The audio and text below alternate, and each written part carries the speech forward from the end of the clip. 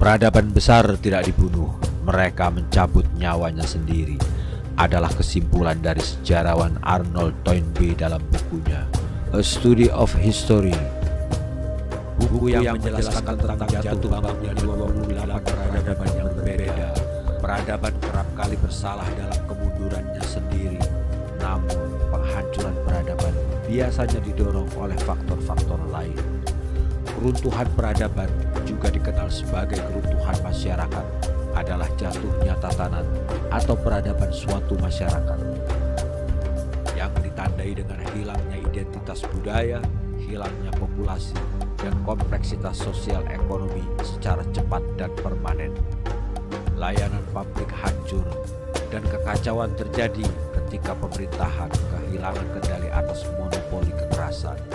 Tatanan masyarakat yang runtuh akan terasimilasi ke dalam bangsa penakluk atau bangsa yang lebih mapan atau hilang sama sekali. Antropolog, sejarawan kuantitatif, dan sosiolog telah mengajukan berbagai penjelasan untuk runtuhnya peradaban yang melibatkan faktor-faktor penyebab seperti perubahan lingkungan, kelangkaan sumber daya alam, kompleksitas yang tidak berkelanjutan, penaklukan, penyakit, perenggangan interaksi sosial, meningkatnya ketimpangan sosial, penurunan sekuler kemampuan kognitif, dan hilangnya kreativitas. Berdasarkan paparan Profesor Diamond dinyatakan, yang dimaksud kolaps atau keruntuhan adalah penurunan drastis dalam ukuran populasi manusia dan atau kompleksitas politik, ekonomi, sosial di wilayah yang cukup luas untuk waktu yang lama. Kepunahan suatu budaya secara keseluruhan tidak dapat dihindari, dan dalam beberapa kasus, masyarakat baru yang muncul dari sisa-sisa masyarakat terdahulu ternyata adalah keturunannya, meskipun kecanggihannya berkurang secara dramatis.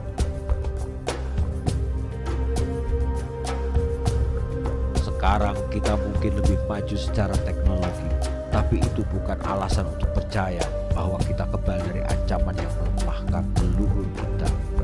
Kemampuan teknologi kita yang baru ini bahkan membawa pada tantangan baru yang belum pernah ada sebelumnya. Tidak ada alasan untuk percaya bahwa ukuran yang lebih besar berarti makin terlindungi dari bubarnya masyarakat. Sistem ekonomi global kita yang berkelindan justru kemungkinan besar dapat membuat krisis meluas. Keruntuhan dapat terjadi ketika masyarakat melampaui daya dukung lingkungan mereka. Teori keruntuhan ekologis ini yang telah menjadi subjek buku-buku terlaris.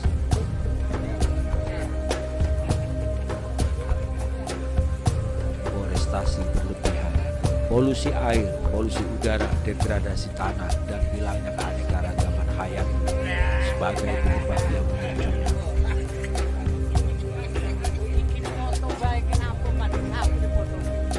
Kekayaan dan ketidaksetaraan politik dapat menjadi pendorong utama disintegrasi sosial, seperti halnya oligarki dan desentralisasi kekuasaan di antara para pemimpin.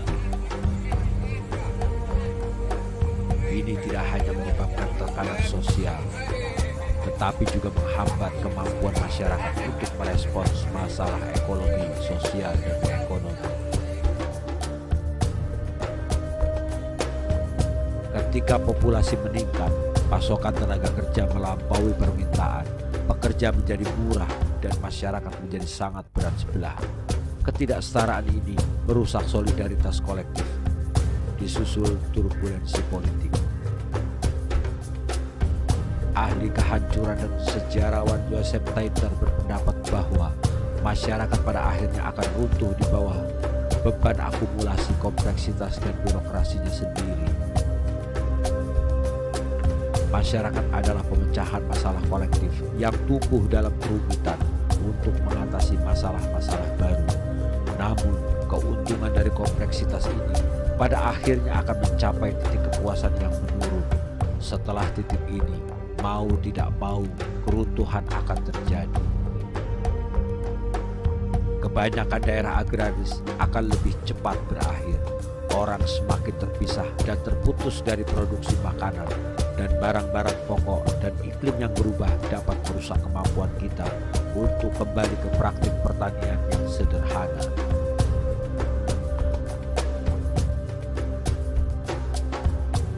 Terlepas dari banyaknya buku dan artikel, kami tidak memiliki penjelasan konklusif mengapa peradaban bisa runtuh.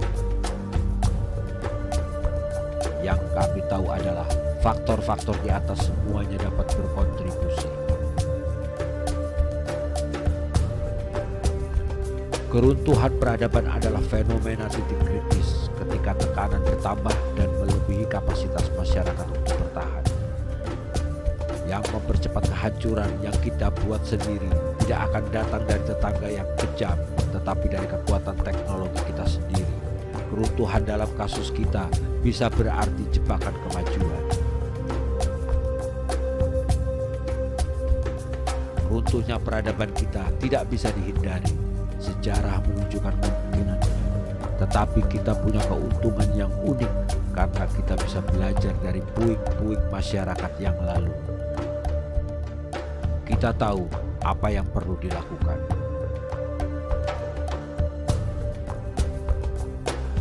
Emisi dapat dikurangi, ketidaksetaraan disetarakan, degradasi lingkungan diperbaiki, inovasi dibebaskan, dan ekonomi diberagamkan.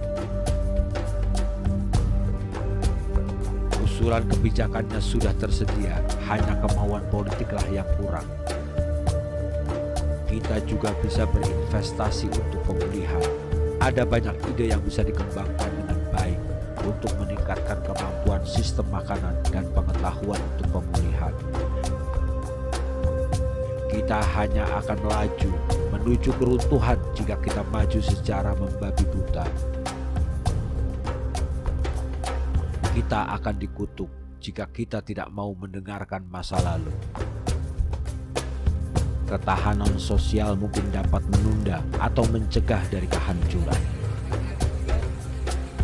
Sebagai contoh keragaman ekonomi global, yaitu ukuran keanekaragaman dan kecanggihan ekspor negara, ini lebih besar daripada tahun 1960-an dan 1970-an yang diukur dengan Economic Complexity Index.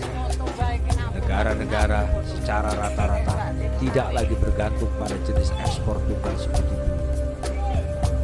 Sebagai contohnya, sebuah negara yang melakukan diversifikasi di luar mengekspor produk pertanian akan lebih mungkin menghadapi degradasi ekologis atau hilangnya mitra dagang.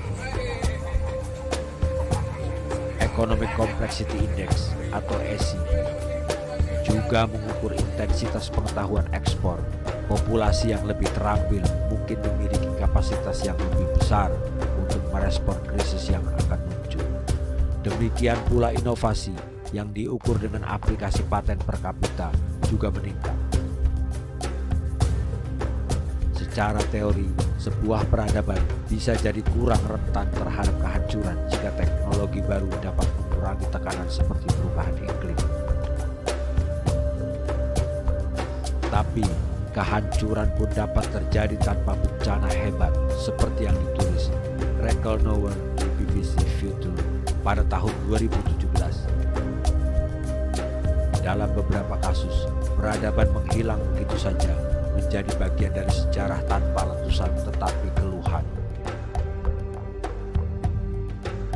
Namun, jika kita melihat semua indikator keruntuhan dan ketahanan ini secara keseluruhan, pesannya jelas bahwa kita tidak boleh berpuas diri. Ada beberapa alasan untuk bersikap optimis. Berkat kemampuan kita untuk berinovasi dan melakukan diversifikasi, menjauhkan diri dari bencana. Namun, dunia semakin memburuk di daerah-daerah yang telah berkontribusi pada runtuhnya kebudayaan sebelumnya. Iklim sedang berubah.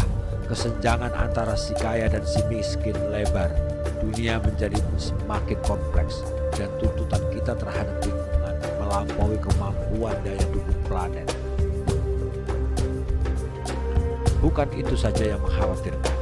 Dunia sekarang sangat saling berhubungan dan sangat saling tergantung.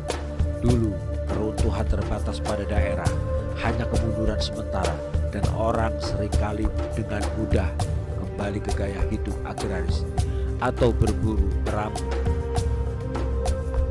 Bagi banyak orang, kondisi itu bahkan disambut sebagai cara melawan negara awalnya. Selain itu, senjata yang tersedia selama konflik sosial belum sempurna, pedang, panah, dan kadang-kadang senjata. Saat ini, keruntuhan sosial menjadi prospek yang lebih berbahaya. Senjata yang dimiliki suatu negara dan kadang-kadang bahkan kelompok sekarang berkisar dari agen biologis hingga senjata nuklir. Instrumen kekerasan baru seperti senjata otonom yang mematikan mungkin muncul dalam waktu dekat. Orang semakin terpisah dan terputus dari produksi makanan dan barang-barang pokok, dan iklim yang berubah dapat merusak kemampuan kita untuk kembali ke praktik pertanian sederhana. Pikirkan peradaban sebagai tangga yang dibangun dengan burung. Saat Anda memanjat, pijakan yang Anda gunakan sebelumnya jatuh dari ketinggian hanya beberapa anak tangga. Namun semakin tinggi Anda naik, maka akan semakin sakit jika jatuh. Akhirnya, setelah Anda mencapai ketinggian yang cukup, jatuh dari tangga itu berarti fatal. Dengan proliferasi senjata nuklir, kita mungkin telah mencapai titik kecepatan terminal peradaban ini. Setiap keruntuhan, setiap kejatuhan dari tangga beresiko permanen. Perang nuklir itu sendiri dapat mengakibatkan resiko eksistensi kepunahan spesies kita atau terlempar permanen kembali ke zaman batu. Sementara kita menjadi lebih kuat dan tangguh secara ekonomi, kemampuan teknologi kita juga menghadirkan ancaman yang belum pernah dihadapi peradaban sebelumnya. Misalnya, perubahan iklim yang kita hadapi memiliki sifat yang berbeda dengan apa yang menghancurkan suku Maya atau Anasazi. Perubahan iklim kita bersifat global, digerakkan oleh manusia lebih cepat dan lebih parah